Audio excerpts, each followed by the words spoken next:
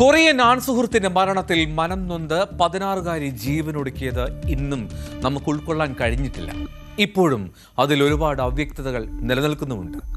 ആദിത്യയുടെ മരണത്തിൽ പോലീസ് അന്വേഷണത്തെ വിമർശിക്കുകയാണ് അവരുടെ അധ്യാപകൻ.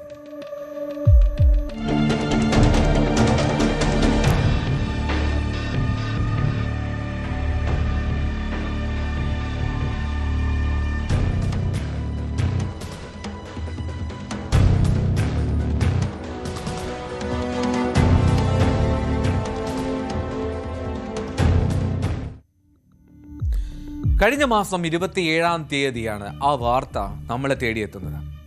എറണാകുളം ചോറ്റാനിക്കരയ്ക്കടുത്ത് അവിടെ മാമലയിൽ 16 വയസ്സുകാരിയായിട്ടുള്ള വിദ്യാർത്ഥിനി വലിയൊരു പാറമടയിൽ മരിച്ച നിലയിൽ കണ്ടെത്തുകയാണ്.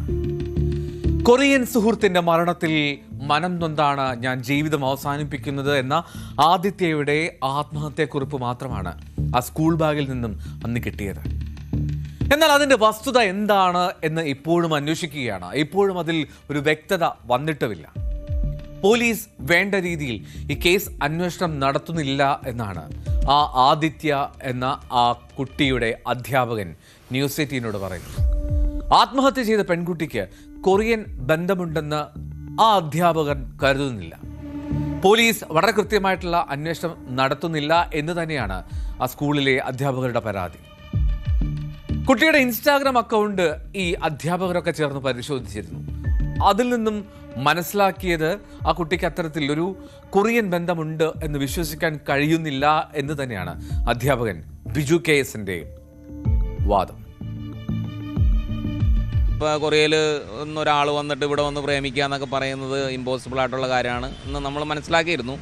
അപ്പോൾ അതുകൊണ്ട് തന്നെ ഇതിൻ്റെ കൃത്യമായ ഒരു അന്വേഷണം നടക്കണമെന്നും ഇത് കൃത്യമായ രീതിയിൽ അന്വേഷിച്ച് ഇതിൻ്റെ പുറകിൽ ആരാണെന്ന് കണ്ടുപിടിക്കേണ്ടത് വളരെ അത്യാവശ്യമാണെന്നും ഉള്ളതാണ് ഞാനൊക്കെ അന്നെടുത്തൊരു സ്റ്റാൻഡ്. അന്ന് നമ്മൾ നോക്കുമ്പോഴത്തെ ഏകദേശം 19ഓളം പേരെ ഫോളോ ചെയ്തിരുന്ന ഒരു അക്കൗണ്ടാണത്. പക്ഷേ ആ അക്കൗണ്ടിൽ നമ്മൾ കണ്ടിരുന്ന 1-2 വീഡിയോസ് ശരിക്കും നമ്മളെ സംശയം ഉണ്ടാക്കിയിരുന്നു. എന്താ കാര്യം എന്ന് വെച്ചാൽ അത് ഇവിടെ ഉള്ള ഒരു പ്രദേശത്തുള്ള കുറച്ച് വീഡിയോസൊക്കെയാണ് അതിനകത്ത് കാണിച്ചിരുന്നത്. അപ്പോൾ കേരളവുമായി ബന്ധപ്പെട്ട് എന്തെങ്കിലും ഒരാളായിരിക്കാം എന്നുള്ളൊരു സൂചന നമുക്ക് അതിനകത്ത് ഉണ്ടായിരുന്നു.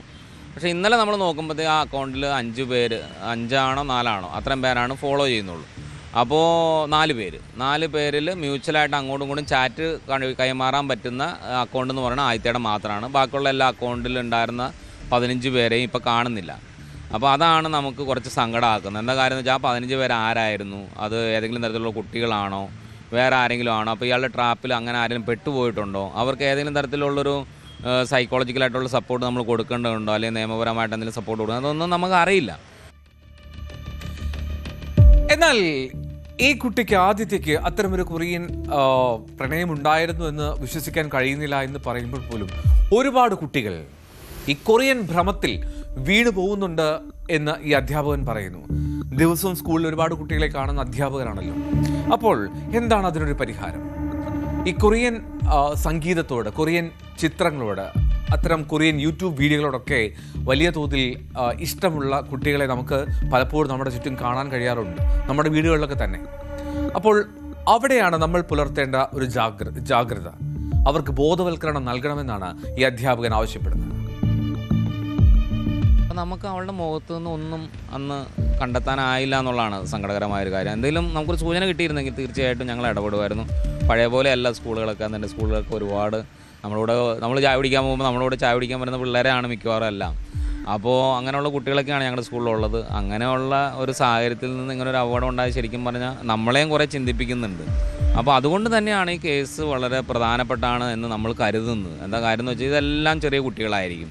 അവരേതെങ്കിലും തരത്തിലൊക്കെ ട്രാപ്പിലായി പോയതായിരിക്കാം. നമുക്കറിയില്ല ഇതെന്താണെന്ന്. അത് കൃത്യമായിട്ട് പോലീസ് അന്വേഷിക്കും, കണ്ടെത്തും. അതിന് കൃത്യമായൊരു നിയമപരമായിട്ട് എന്തെങ്കിലും തരത്തിലുള്ള നടപടികൾ വേണമെങ്കിൽ അത്, അതിനോടൊപ്പം തന്നെ ഏറ്റവും പ്രധാനപ്പെട്ട ബോധവൽക്കരണം എന്ന് പറയുന്നത് അത് തീർച്ചയായിട്ടും കൊടുക്കണം എന്ന് തന്നെയാണ് നമ്മൾ ആഗ്രഹിക്കുന്നതും അഭിപ്രായപ്പെടുന്നതും. ബന്ധത്തിൽപ്പെട്ട 1-2 കുട്ടികളൊക്കെ ഞാനന്ന് വീട്ടിൽ പോയപ്പോൾ സംസാരിച്ചിരുന്നു.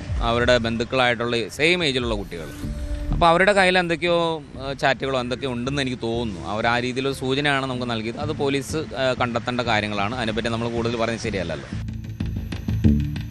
സ്കൂളിലേക്ക് എന്ന് പറഞ്ഞ് വീട്ടിൽ നിന്നിറങ്ങിയ ആദിത്യയെ വീടിന് സമീപത്തെ ഉപയോഗശൂന്യമായിട്ടുള്ള കരിങ്കൽ കോറിയിലെ വെള്ളത്തിലാണ് മരിച്ച നിലയിൽ കണ്ടെത്തുന്നതെന്ന് ഇൻസ്റ്റാഗ്രാമിലൂടെ പരിചയപ്പെട്ട കൊറിയൻ സുഹൃത്ത് ഒരാഴ്ച മുമ്പ് മരിച്ചുവെന്നും ആ വിയോഗം തനിക്ക് താങ്ങാൻ കഴിയാത്തതിനാലാണ് ആത്മഹത്യ ചെയ്യുന്നത് എന്നൊക്കെയാണ് ആ ആത്മഹത്യക്കുറിപ്പിൽ അന്നുണ്ടായിരുന്നത്.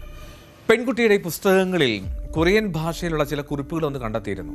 തന്നെ ഒരുപാട് സ്നേഹിക്കുന്ന അച്ഛനെയും അമ്മയെയും ഒക്കെ ഓർത്ത് വിഷമിക്കുന്നുണ്ട്, പക്ഷേ സുഹൃത്തില്ലാത്ത ഈ ലോകത്ത് ജീവിക്കാൻ കഴിയില്ല എന്നൊക്കെ ആ കുറിപ്പിൽ പറയുന്നുണ്ടായിരുന്നു. ആ ആദിത്യയുടെ ആ അക്കൗണ്ടിൽ ആകെ 12 ഫോളോവേഴ്സ് മാത്രമേ ഉണ്ടായിരുന്നുള്ളൂ. മരണം നടന്ന ഒരാഴ്ച പിന്നിട്ടിട്ടും പെൺകുട്ടിയുടെ മൊബൈൽ ഫോൺ തുറന്ന് പരിശോധിക്കാൻ പോലീസ് തയ്യാറായിട്ടില്ല എന്ന് കുടുംബം നേരത്തെ ആരോപണം ഉന്നയിച്ചതാണ്. ഇപ്പോഴും നമുക്കും അവ്യക്തതയുണ്ട്. എന്താണ് ആ കുട്ടി പറയുന്ന പോലെ ഒരു കൊറിയൻ സുഹൃത്തുണ്ടായിരുന്നോ എന്നൊക്കെ. ഫോൺ തുറന്ന് പരിശോധിച്ചു എന്നാണ് പക്ഷേ പോലീസ് പറയുന്നത്. കൊറിയൻ സുഹൃത്തിനെ പറ്റി ഒരു തെളിവും ഫോണിലില്ല എന്നും പോലീസ് പക്ഷേ കൂട്ടിച്ചേർക്കുന്നു. എന്താണെങ്കിലും ആ ഇൻസ്റ്റാഗ്രാം അക്കൗണ്ട് കണ്ടെത്തി അതിൻ്റെ ഉറവിടം കണ്ടെത്താൻ സാധിച്ചാൽ മാത്രമേ ഇതിനു പിന്നിൽ എന്തെങ്കിലും തരത്തിലുള്ള ബ്ലാക്ക് മെയിലിങ്ങോ അല്ലെങ്കിൽ മറ്റെന്തെങ്കിലും ചതിക്കുഴികളോ ഉണ്ടോ എന്നൊക്കെ വ്യക്തമാകൂ. അന്വേഷണം നടക്കട്ടെ, പോലീസ് അതിൽ കൃത്യമായൊരു വ്യക്തത കൊണ്ടുവരട്ടെ.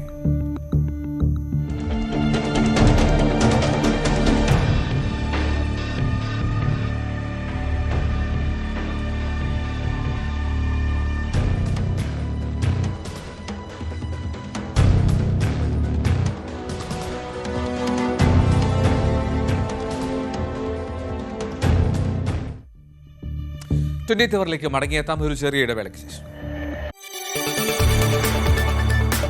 കൂടുതൽ വാർത്തകൾക്ക് news 18 Keralam YouTube channel subscribe ചെയ്യുക.